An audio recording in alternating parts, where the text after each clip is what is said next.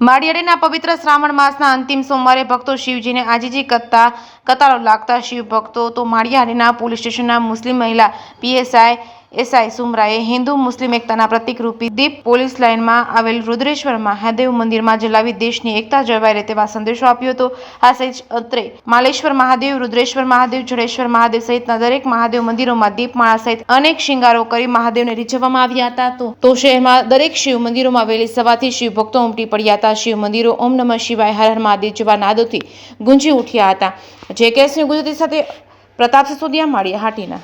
મહાદેવ હર ભગવાનગીરી શિવગીરી પૂજારી Shri Maliya Hatina police station ઓમ રુદ્રેશ્વર મહાદેવ।